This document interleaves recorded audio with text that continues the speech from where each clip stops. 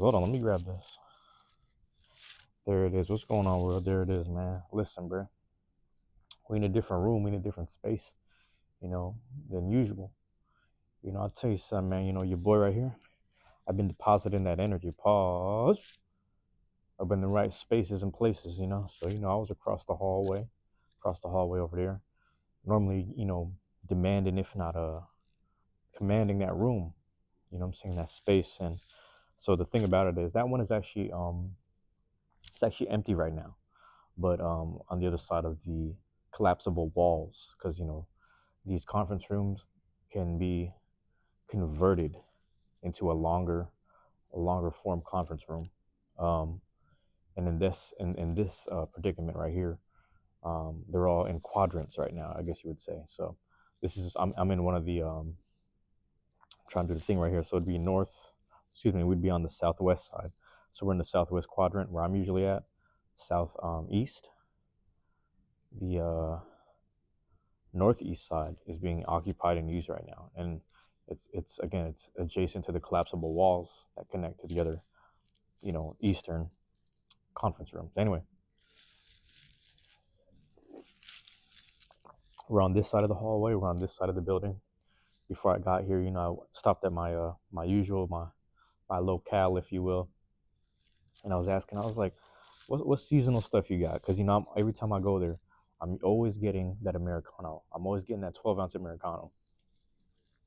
And in my mind, I was like, well, I'm not against it. That's my go-to drink right there. 12-ounce Americano. Keep it dark. Don't throw no milk, no milk, cream, none of that, sugars, whatever. I just keep it black. Keep my coffee black. What I'm saying? Stay activated and just stay working. You know what I'm saying? So that's usually what I'm going towards. What I'm going for. My thing is this, man. I said, what's the seasonal stuff you got? She's like, I always got the brown sugar maple. She knows I like that brown sugar maple. And she started naming some other stuff. So she talked about she got agave. I said, okay, let me try the agave. You know what I'm saying? Got the agave. She said, are you whole milk or oat milk? I said, let me get, if I can get that oat milk, please. So I got the oat milk. That's how we living right there, man. But yeah, man, in ode, I also want to say this before I begin. I'm just kind of just recapping a little bit about how the week has been, more or less. I want everyone to take care of themselves, man. We had a friend. He had a crash out at work. I'm pretty sure this coming week he's going to be doing a little better. He just had a situation where he almost jeopardized all of us. Not in a bad way, but he was kind of just being a little too extra, a little too emotional. And there's nothing wrong with that. There's never anything wrong with that. The man, he expressed a concern, and he just wanted to understand what was going on with certain things. When the people who were able to give him the information, they just didn't get to him first. And the other people who were providing some bullshit information got to him first. And it just created an emotional setting. So a lot of communications and a lot of misconstrued words were thrown around. And hopefully things are better. Hopefully things are better. They were better yesterday because I didn't clock in yesterday. But hopefully things worked out a little better for them yesterday. If not, things played out a little better for him just in general throughout the week. Hopefully things just played out better. The point I'm making is I just want people to take care of themselves, because a lot of times we'll throw in a lot of our passion, our heart, our soul, saying our mind power, our brain power, or just basically our energy into work. And for me personally, I don't always advise this, but just me personally, because it works best for me, my physical is here at the job. You understand? When I'm at the job, I'm physically there. I'm there, I'm available, and I'm getting the job done. I'm utilizing, my own physical ergonomics, but I will never pretend like my passion and my heart is there. You know what I'm saying? People who sit there and want to pretend that they whether it's the union fighting for them, whether it's the um, fighting on behalf of your department and all the passions for that. If you really love your job and you think your job deserves that, I think you should go for it. I'm not against that. That's kind of the predicament I'm in, where I'm like, I think that even though I don't want to be at this job, by the end of the year, I still want to fight on behalf of the people, but I can't pretend like I don't have energy that I want to put into these recordings right here, this truancy hour stuff, this time I take, this, at the weekend, on when it's my time off. I want to be able to just speak and say things out loud as much as possible for an hour or so, 50 minutes or so, 40 minutes or so. How many more episodes I can compound and put together in a day? I have my what do you call this? right here, my notepad that I'm always utilizing, that I've always been using. You know what I mean? Just going through things and just writing it down. I want to be able to fill up a page, if not a page and a half per weekend, as much as possible. I didn't get a chance to reserve the room for Friday. I was a little slowed and delayed on that. Part of that was also because when it was time to make the booking towards the end of the week and I was getting prepared for Friday, I want to say Wednesday or Thursday night, the app that I was using to get that room reservation within the library space and the study spaces, I was trying to reserve that room, and it just wasn't loading for me. So like for some reason the app wasn't working, and I was like, well, maybe I should show up in person. But by the time I showed up in person, there was already people occupying the room, so I decided to just do some other work, and actually was able to catch up on a couple of videos. I was able to use the Wi-Fi nearby and upload a couple of truancy hours that were still sitting on my phone. That's how many recordings I had backed up. So I have about 15, if I'm doing the math correctly, close to 15, let's say 15-ish gigabytes to utilize. So hopefully I'll start being a little better now about, and here's the other thing. We are no longer doing the university mindset. So as a ode to the university mindset and just moving forward, I want to be able to cover, I actually have a note space, like what do you call this? Like a checklist of university crew necks and hoodies that I actually own from places that I visited. So university and college, um, you know what I'm saying, even Ivy League schools, I guess you would say, crew necks and hoodies that I've worn over time. So if I remember correctly, I have done my El Paso hoodie, my Tampa hoodie, University of Tampa hoodie. Um, I'm pretty sure I did, what was the one, University of South Florida. So University of South Florida, the Bulls, um, Texas Longhorns. I want to say what would have been after that? It would have been Columbia University. So I had Columbia University. So that's the three for the crew necks. I actually have a crew neck underneath this. You're gonna see, if you stay tuned, you're gonna see it in like future videos. So the point I'm making is, because we are no longer doing university mindset, I'm considering, my window here. Like my window was just trying to cut it off around 50 minutes, but I'm hovering within the 40-50 minute range. I'm still hovering within that range, because I wanna, again, there's a lot on my mind. I want to get that off my chest, more or less. I know I just said my mind and then I said chest, but them things be in tandem. Those things be in tandem. Especially when I'm doing this, the passion and the energy is here. So I want people to know that, when I get those things off my chest, more so. Who knows? Maybe in the future, maybe I have a lot more to say. Maybe there's a lot more to cover. But I think in theory, the way I'm looking at it now, in theory, in the future, I'll have a lot less more to say, or a lot less to say. Excuse me. So yeah, we'll just go from there. We'll see where this ends up going. This is actually a thought that I had a couple of nights ago when I was actually, I want to say a couple of nights ago. This might have been Thursday night, because Thursday was my Friday. So as soon as I left the house, I was like, let me go post up somewhere. Hope we got some good lighting. Go to the place with the good lighting, smoke a little bit, you know what I'm saying, and chop it up on live stream. And even after chopping it up on live stream, I want to sit there and, focus on some other things, like make a couple phone calls, call my coworker, see how he's doing. We spoke for about less than a minute, and I could just tell he wasn't in the mindset to really talk about what was going on, and that's fair. I just wanted to see that he was doing all right. He just said, I appreciate you, and we left it at that. You know what I'm saying? So that's just, real man shit, unfortunately. And that is the next topic. Actually, after this video, if you pay attention, if you're here this week, I will say next week, I do want to speak about some men's mental health, and also the concept of masculinity being defensive, and the fact that it shouldn't always be defensive. It should just be, if that makes sense. So for those that are wondering, I've had those thoughts this morning, so I wrote it down a little bit. I will just sit there and take a few notes, and then I'll just expound a bit. But as today, what I was thinking about, I thought about my friend a bit, and he's an emotional person, but at the same time, around the world, and like even within our vicinities, like what's nearby us, you have people that are considered the underdogs, people who are a little undermined, if not they are sometimes even on the spectrum. You have a couple people who are more or less on some form of autistic spectrum, if not some Asperger spectrum, if you will. I don't know the technical terms here, so forgive me if I'm saying things incorrectly, but you have people like that, and a lot of times you root for them, man. A lot of times you root for the underdogs. It could be people right now who, their country has always been constantly attacked, and you see them fighting back. They might be labeled as some form of criminal or terrorist, but it's just really just people just defending themselves and trying to uprise against certain powers that have kept them down for so long.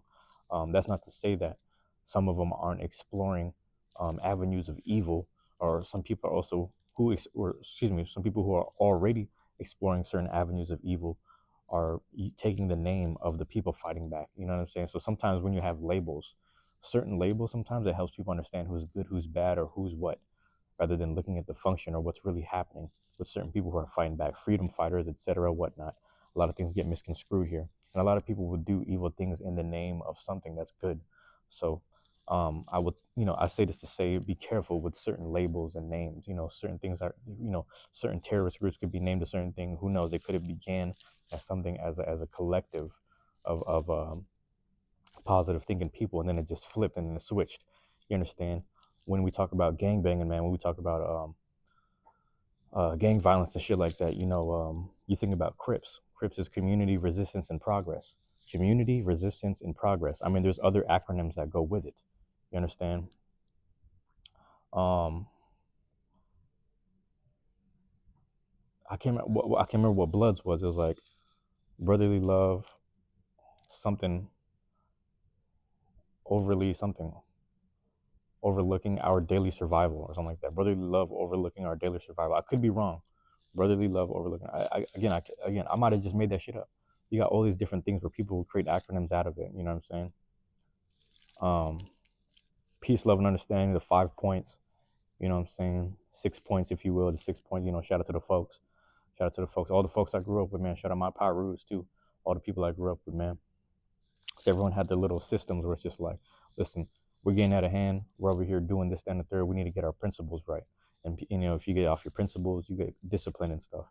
So shout out to the Black Panthers. Shout out to Aaron Dixon. You know what I'm saying? The Black Panthers had the same system where it's just like, if you sat there, if you overly were chauvinistic or like misogynistic to certain women within the movement, you know what I'm saying? Someone was like, hey, we got to put you to the side and talk about it. Hey, big dog, come on, let me put you to the side. We got to give you them I don't know if it was like a form of lashing or a punishment. Like they just whoop on somebody. You know what I'm saying? So everyone had their different forms of punishment to keep people disciplined and remind you like, hey, we are a form of brotherhood, if not, just a conglomerate of people that operate off of respect and positivity. So, but a lot of things get flipped. I can only speak on the things that I'm aware about in terms of neighborhoods and USA, but all that other stuff, politically across the water and stuff, I couldn't really tell you about it, but I would say look at it with with an empty cup. Don't walk into something pretending like you understand it already. Just try to take what you can from it, because a lot of things get misconstrued a lot. But I say this to say the enemy gets blurry. The enemy gets blurry. I speak about underdogs. The first point I wrote here was just people root for the underdog fighting back until that underdog can't shake their habit of conquering or dominating.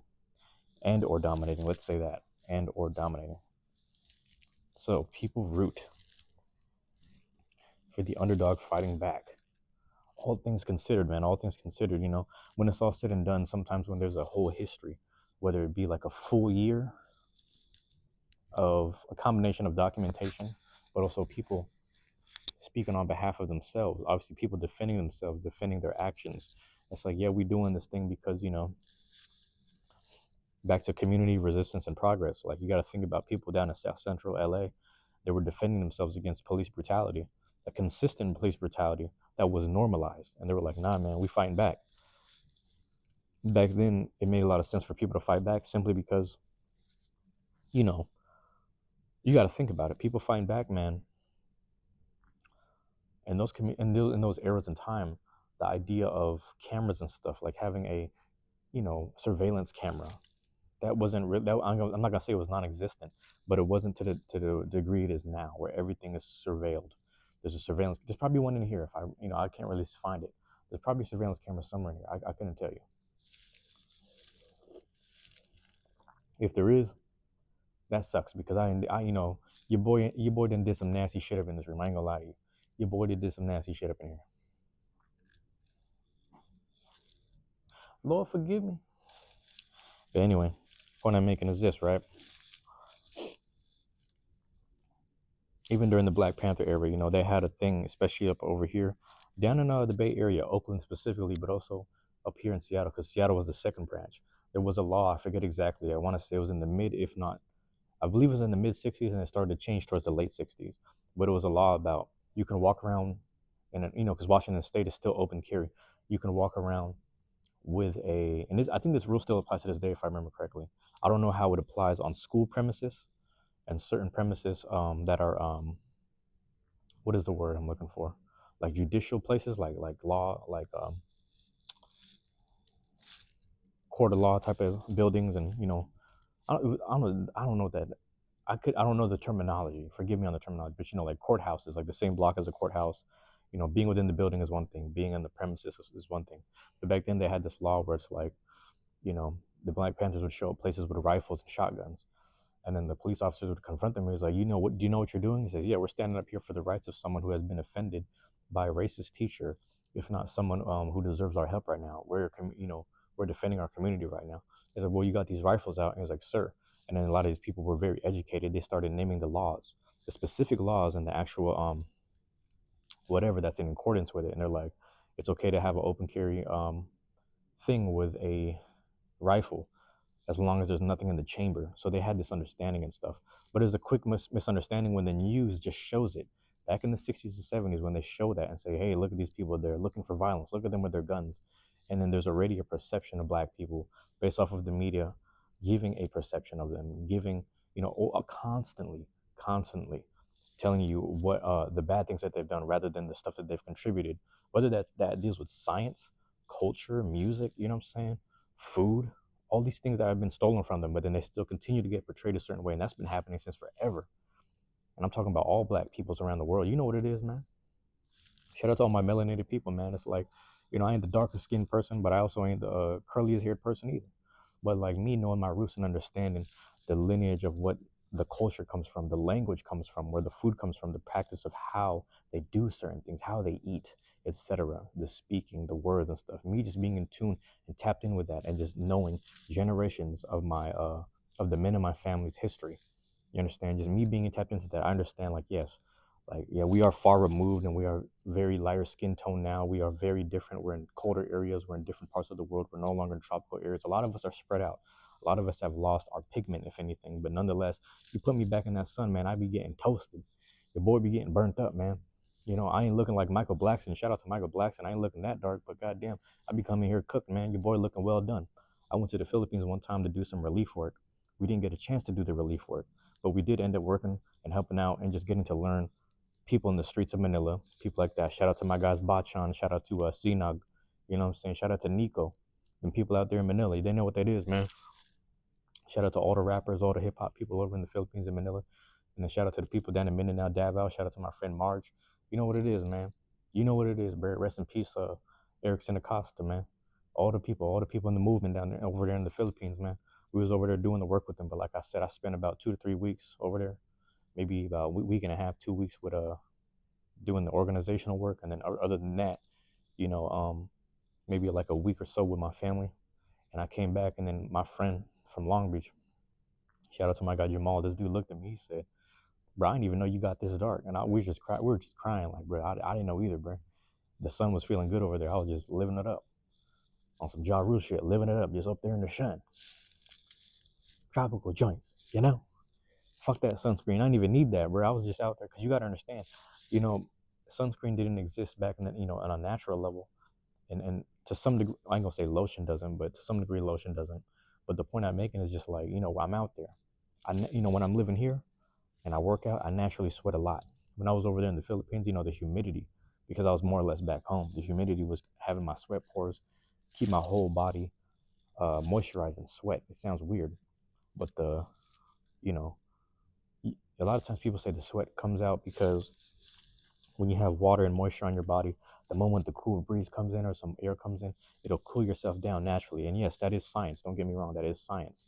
But on the other side of it, it was a natural thing that just kept when I live here in Seattle, I constantly have to throw on lotion because I'm ashy and dry. There's a level of eczema, but that just took care of the business. But nonetheless, we're getting a little off track here. Um, we're speaking on natural stuff, and a lot of times people who are living the most naturally, a lot of times people who are still holding on to their cultural practices all around the world, no matter what they look like or what they might be wearing or how they might be perceived.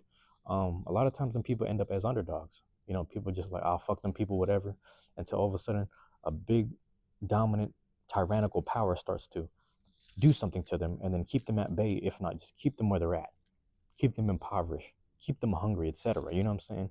Keep them deprived of their own resources, the rich resources that their country, their land is enriched with. They start depriving them and stealing them of it, and doing some weird contractual stuff to take it. That's everywhere. That's everywhere. And my thing is, when you have the underdog here, we start to recognize these things, whether we're doing the research or a certain level of research or not. There's a level of empathy that, excuse me, there's a level of empathy that I believe we should just simply have when thinking about some of those people, whether they're in our backyard or just around the world in general. A lot of times, I will say, we do kind of fall back onto this idea of mental health. Like, hey, that homeless person right there, they're dealing with a level of mental health, but at the same time, you got to be careful, because I remember one time my brother he told me this story. He was riding the bus. There was a lady who had this supposed mental health issue. She was homeless, but she kept on yelling at everybody. She kept yelling at everybody on the bus. She started yelling at the all the gay people, or the people who are dressed a little feminine and dainty and weird, you know what I'm saying, just rainbows and all that. She started dropping the F-bomb on them. She was calling them people, you know what I'm saying? I'm gonna try to avoid saying the word, because I grew up saying the word. I was really offensive back then. I used to say the word. I ain't gonna lie to you. I used to be an offensive person. I probably still am, realistically. But I will say that lady was dropping the F-bomb. Bop, bop, bop, just dropping. And everybody's sitting there quiet, just looking at their phone like, let it go. And then he starts dropping the N-word on certain people. And at some point, my brother he's like, hey, man, shut the fuck up, bitch. Get off the bus with all this bullshit before I go over there and smack the fuck out you. Like, he started getting, like, mad, like, bro, fuck that shit. So then when she started to get off the bus, some lady yelled back at my brother, like, you don't know what she's going through. She got mental health issues, or da-da-da. And he was like, bitch, we all got mental health issues. We all going through some shit. He's like, you don't know what she going through. You don't know what the fuck we going through. We all going through some shit. We ain't got time to be hearing that shit. We trying to peacefully go from point A to B on this bus. And there's always going to be somebody disruptive. Fuck that shit. You know what I'm saying? It's a two-way street. Disrespect, you know what I'm saying? Because those were disrespectful words. The F-bomb and the N-word coming out of someone's mouth who doesn't identify or doesn't get offended by any of those words, if that makes sense. I shouldn't say identify. That's fucked up. But who doesn't associate or doesn't normally get offended by, she's like a white lady, like an old homeless white lady and shit like that. Let me know if what I'm saying makes sense to you. What am I hearing? Who creeping in our ear? Come through, say what's up. If you're on the other side of the door. Hold on.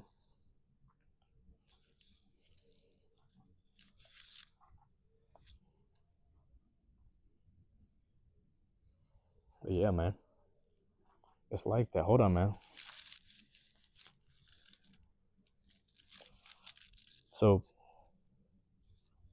that's where I'm at mentally with this stuff, man. I think about the underdog sometimes. It's like, it's not to overlook other people's problems in that moment. Yeah, that lady might have been going through some shit. That's like the smallest thing, whatever. Now we start talking about people in Gaza and shit, man.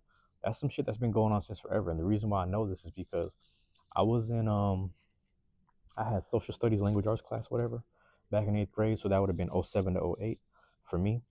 So '07 to '08, we had a Jewish teacher. Shout out to my Jewish teacher, Mr. Katz. He's a Jewish teacher, but he wanted to highlight the atrocities that were going on in between Gaza and Israel. But he also wanted to show us the humanity of these documentarians who were bringing together kids who weren't too infected by the politics or too infected by the rumors and shit. He wanted to, these are kids that, like, in the late '90s, early 2000s, they found a somewhere along the border that all the kids can come hang out by the beach. It was somewhere along maybe West Bank area-ish. I could be wrong. And those kids were just playing and having fun. Again, I don't know. For those that actually know the documentary, please do me a favor and just, drop the name of the documentary in the comments. I don't remember exactly, but I just remember them, like, having, they were talking, the kids were having fun. And then when the documentary, towards the end of the documentary, when it was all done, they're like, I wonder how those kids are doing. Maybe they just forgot about us. Maybe they don't care about us anymore. But those times were fun. They could admit that those times were fun. These are people from two different nations that more or less aren't necessarily at war, because one is being dominated, you know. But at any sign and any inkling of those people fighting back, bro, you know what I'm saying? And this is everywhere. That's just one little location, if we're being honest. I hate to say little like that, but, that's just one location on the planet. That's been happening since forever, man. You got certain governments sitting there shitting on people and they're fighting back, but then the narrative of the people fighting back always gets shifted because they do not influence and they don't have any pull within the majority. So it's important, if you're a documentarian or just someone who believes in positivity, to travel the world and just ask people yourself, what's really going on here? Where did all these problems stem from? A lot of times you just find out, like, whether it's misunderstandings or communication issues, Someone just got killed in the process of something. You know, understand? Right or wrong, someone just got killed in the process of something. And ever since then, both sides ain't never letting nothing go. That's really what it comes down to a lot of times. And sometimes before it gets to that, on a stupid first world problem, a lot of times it just be women. You know what I'm saying? I'm not necessarily blaming the women, not necessarily blaming the women, but sometimes it's people fighting over women. And sometimes those women, like, they like being fawned over, they like being fought over, and they'll sit there and instigate the whole situation. So we all got to be mindful of, like, as men, just be vigilant about, yo, man, is this bitch setting me up on some bullshit? And then as women, you got to be vigilant of, as much as you love attention and whatnot, how much worth it is it for you to be putting this person under the bus right now, throwing them under the bus right now with that particular situation? So just really, I want both, sides of the whatever. Just be a little more mindful of that shit. But the underdog, man, let's talk about that. Enemy gets blurry, man. Let me check my notes right there. I propped it down right here. Underdog starts winning, fighting back and winning. You see it in sports. In sports, it makes sense because it's a controlled environment. But when it's in war, man, sometimes when people start fighting back, they start accumulating resources, accumulating soldiers. They start paying their debt back. They start saying that, or excuse me, some of them say, I'm going to promise to pay that debt back. And sometimes they never do. They keep fighting back, Start uplifting their people, start getting whatever resources, infrastructure finally. You know what I'm saying? You see with the Peaky Blinders, man, you watch that Peaky Blinders, it's a similar type of shit. And what I'm saying is this, man, they start fighting back, but then sometimes, because that's how they got it, that's the only way they know how to do it. They can't shake the habit of conquering and dominating. You understand? They can't shake the habit of conquering and dominating, man. I've known dudes, man, who've lived street lives their whole lives, man. Their grandparents, or excuse me, their parents above them, street people. They themselves were street people. That's all the way, only way they know how to get it. And then by the time that the kids were born, they took all that street money and all that knowledge and stuff, and they made sure the kids were just school smart instead of street smart. They converted it. They converted the work. You understand? Convert the work. Put that person like, hey man, you ain't got to do this. We did that so you don't have to do it. Hove did that so you ain't have to go through it. You know what I'm saying? That's what that saying is right there. Hove did that so you ain't have to go through it, man. And that's everything. Because like everyone above you and your family and your generations is gods to you. You got to remember that too. That's a whole nother aspect. Man. People be over here praising some shit outside of themselves, man. But you got to look also within your family, man. What is God given and God blessed within your family? A lot of that is the family tree before you, man. If them people in your family is blessings, man, treat them like blessings, man. Treat them like gods, if you will. You know what I'm saying? Whether they're not a universal higher power like that necessarily, but we all be tapped in, especially when we be praying and thinking together. You understand? We keep people in our thoughts and prayers together. You know what I'm saying? We do this shit as a collective together, man. So you guys are, come on, man. You can't deny the facts right there. You can't ignore that. You can't ignore that side of it. The spiritual aspect of your own family, your own family line, or whatever. Just people, even like friends. People who have they're estranged from their blood family, but then the new family that they have, their friends. People like that, I would say, it's like, what do you call this? That's still family. You know what I'm saying? You got to understand that's that God collective, the consciousness of all you guys together. You guys think on the same plane of thought. That is a larger, you know what I'm saying? You're basically like, even if it's 5 friends, you guys are combining your signals and frequencies together. That is a giant antenna, if not a fucking radio tower, man. Beaming up shit. You guys can start commanding stuff from the universe together as a group, as a collective, demanding positivity and peace, man. Because a lot of people bring their own egos and agendas to the table. We got to be on the same page sometimes. This is why underdogs, because with the underdogs, it's like, then people be a collective of like, we got to climb out this shit together. So there's a set goal, if not a leader that helps guide them people and stay on that same track, get that one thing done. But you got that one straggler, man. They start throwing the frequency off a little bit. We got to stay sharp and just right here. Otherwise, we got to shave off them other people. Like, hey man, you can't be with us on this one because you want a different type of time. You emotional about some other shit. You over here thinking about this other shit. It's not gonna mesh. The signal's not gonna line up. That's that, man. What's my other note? Hold on. My other note. Everybody's in the chat. There we go. So you guys don't know, man. You may or may not hear it. My phone is propped up right now against the side of my laptop, and I got the plastic duck simulator going right now. We're sitting here doing the recording, chopping it up, talking out loud, and all that. And yeah, let's get into it, man. Let me talk about this. I said the underdog. Here's the other thing, man. This is after winning. This is during winning and after winning. During winning and after winning, all right? The underdog needs to learn when to stop before they create another underdog or even greater evil. I said the underdog needs to learn when to stop before they create another underdog or even greater evil. Or an even greater evil.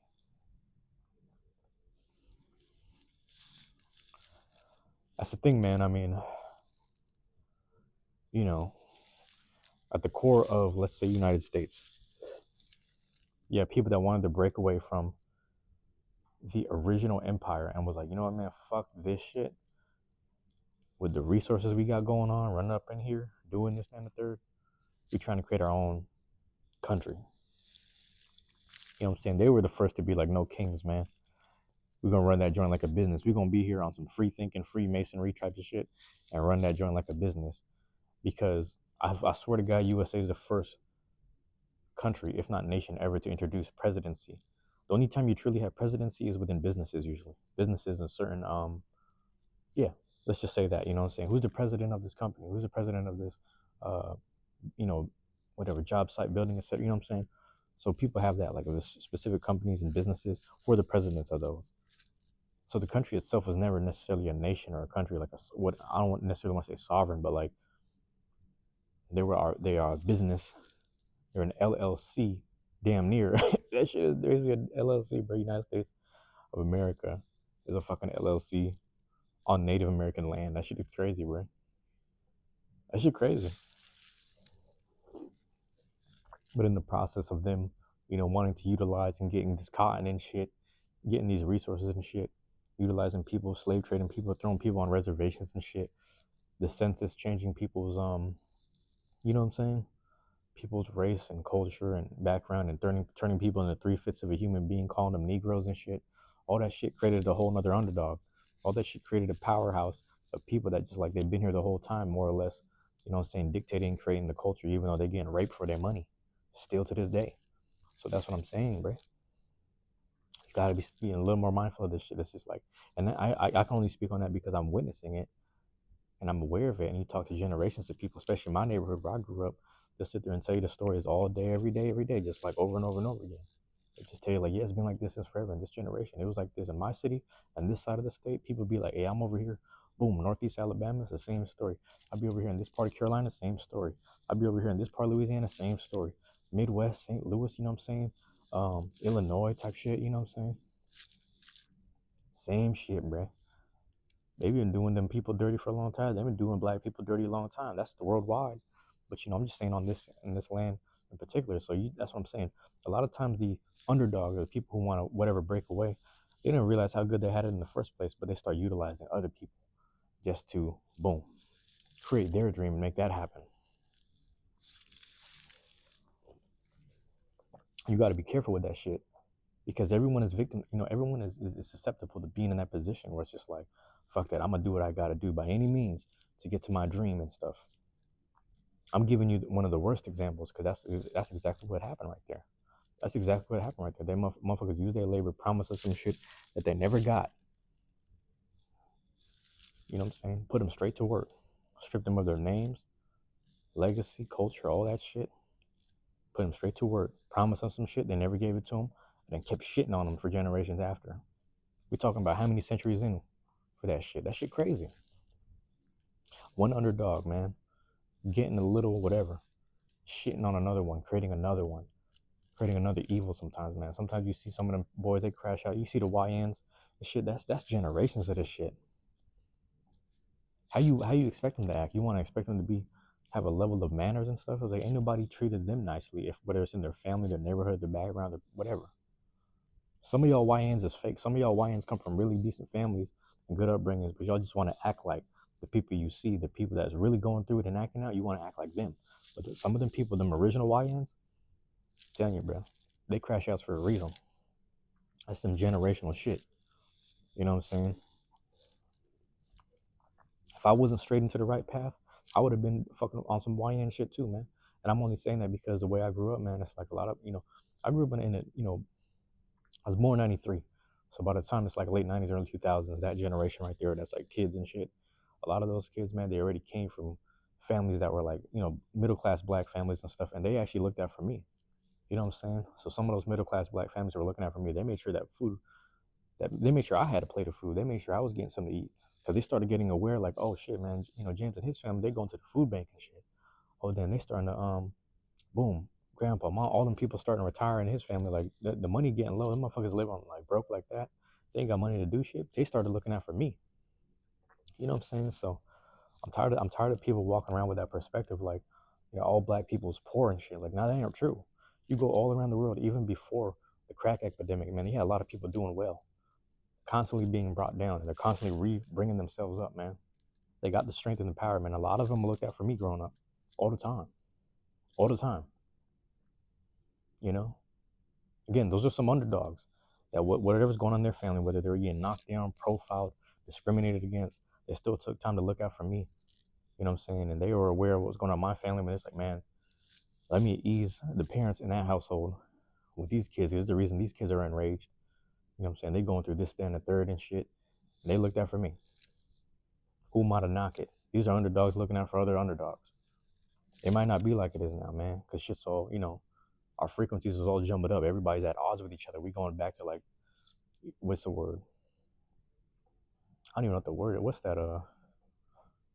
Segregation. We damn near going back to segregation right now. At least in this country. I'm gonna get the fuck out. I'm telling you. I've been saying this, man. I'm still here right now. You seen these videos right now? Hopefully by then I'm out. Hopefully by then I'm gone. I don't know about you, but hopefully by then I'm gone. What we got? Where's my guy? Oh, he's just standing there. He on the phone. But that's my thing right here, man. That's my thing right there, bro. It's like, um, you got to be careful, man. The reason why I give you the highest forms of that shit, the reason why I give you that level of understanding on it is because even on a small scale, like, you think about people, whether it be your workplace or whether it's in your school, certain people like that, there's always that one kid that everyone makes fun of. There's always that one person that they just get dunked on all the time. And then out of nowhere, all of a sudden, this person ends up being your fucking supervisor.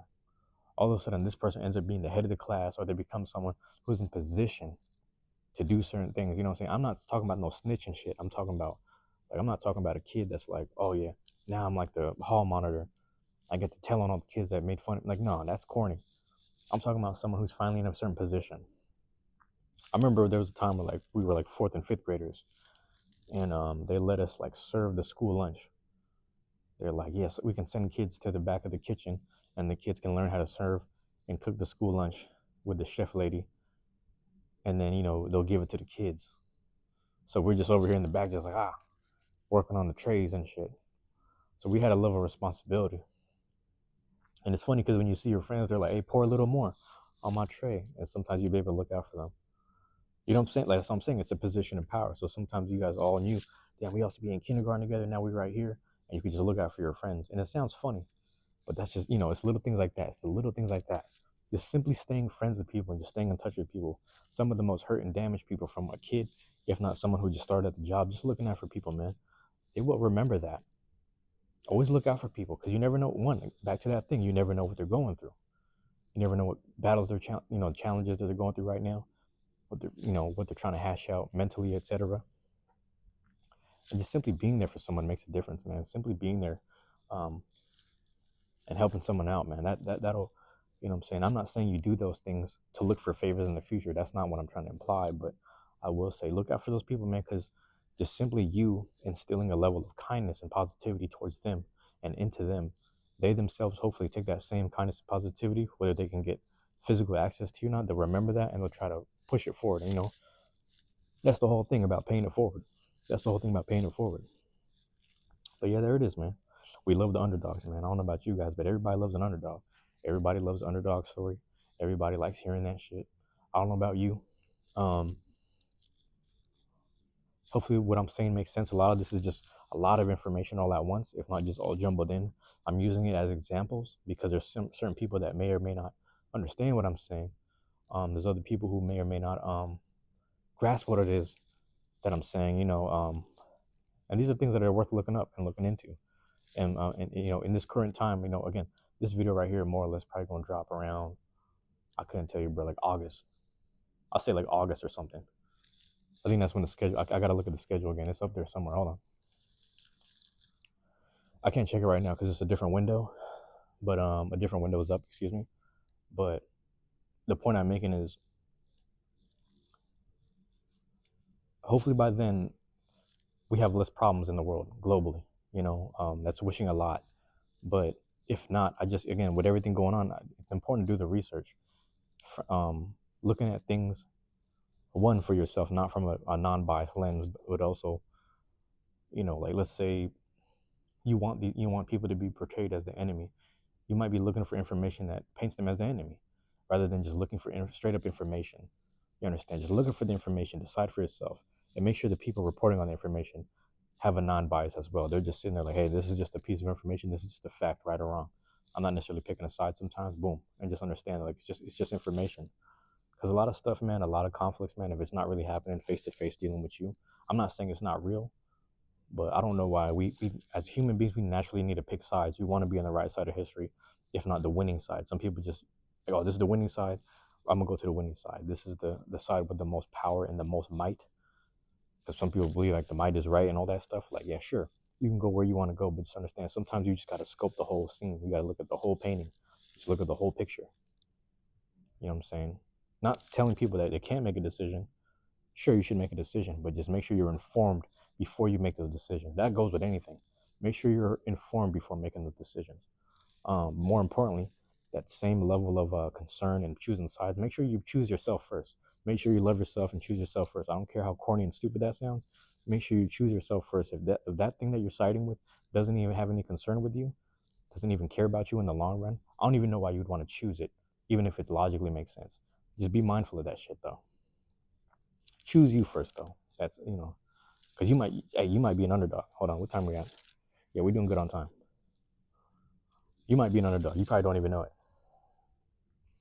But yeah, let me wrap that up right there. I'm gonna grab an extra couple sips of coffee right here, and then, I'm saying, I'm gonna start writing out the notes for the next one. You know what I'm saying? I'm gonna try to conserve as much phone battery power. That's one thing, but then two, I want to be able to, what's the word I'm looking for here?